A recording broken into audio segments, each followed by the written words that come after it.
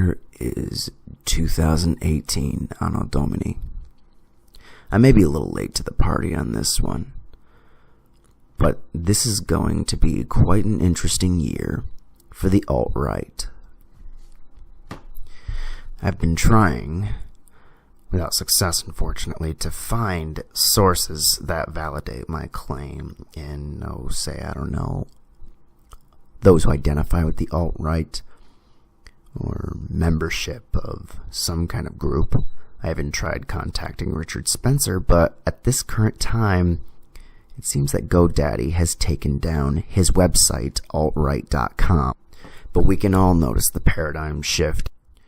Interested in preserving Western Civ. I won't beat the dead horse on exactly what the alt-right is. Many before me have tried defining it. Ironically, it gets nearly the identical demographics of the libertarian movement. Young men in their 20s, they tend to be Christian.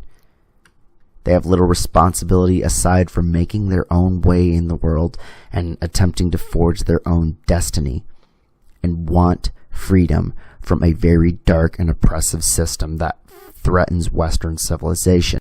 They tend to view the West as a superior culture in the front or back of their minds. But what really gets these young men on board are two things. Two things that libertarianism doesn't offer. One is chauvinism and an adoration for the patriarchy. I myself thank God for the patriarchy, but that's a different topic for a different video. And then there are those who feel void or even robbed of an identity, nationally or ethnically. And that's what sparks the fire within them to stand up and fight. And believe me when I tell you, folks, nationalism is one hell of a drug.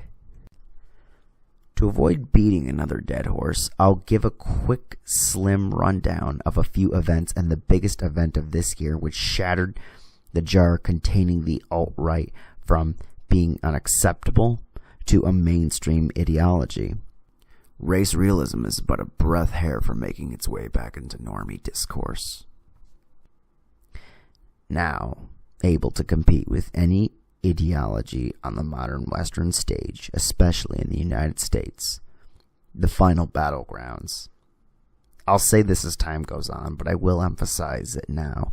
If America falls, the West falls, and Christianity falls. And yes, the world falls. The details of this argument can be found in the book America Alone, written by mainstream conservative Mark Steyn. President Trump is an anti-ideological figure who would never align himself with liberalism, conservatism, libertarianism, or the alt-right. His popularity stems from how he realizes and addresses the same problems and grievances that the alt-right, conservatives, and a handful of libertarians all have. He believes in solving said problems, but since he addressed them and refused to denounce the alt-right in its entirety in Charlottesville this last year, the popularity has only risen. Being attacked by the vile, venomous Antifa, the easiest weakling bad guy to America's culture in a while, when they attacked Richard Spencer, when he was attacked unprovoked on the street, this also did wonders for his popularity. Going on further on the policy front, the travel ban of President Trump not only being met with autistic screeching by protest mobs, but a completely one-sided, unfair handling from the courts came in and raised legitimate questions in the heads of people with concerns as to why is this issue so maliciously treated? Why was this not met with bile when President Obama did the exact same thing? Has the media been lying to us about all of this? Are there really barbarians at the gate? However, one final event catapulted the entirety of the movement into legitimacy, And this was started by an online skeptic and his cohorts, a decision that they would live to regret. The infamous skeptic Croton T one day decided to open fire on the alt-right and delegitimize them. The skeptics have their origin in the atheist movement and have, among other things, resorted to pseudo-intellectualism and sarcasm to get where they are. Making fun of creationists and flat earthers ran out of steam for them. And because today's progressives were far too radical for even them, they set their eyes on feminism as their next target. Feminist mockery ran out of steam, as most women in the US and UK don't identify as such. And something triggered this particular skeptic, Croton T, and his friends to put the race realists and the alt-right in their crosshairs.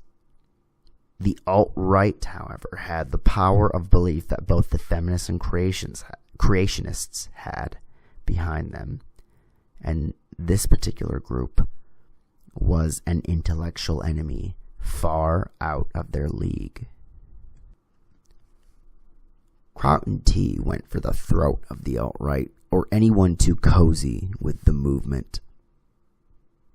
This not only ended in disaster for him, but led to an hours-long debate that he never wanted to happen between the leaders of the two factions, Sargon of Akkad and Richard Spencer.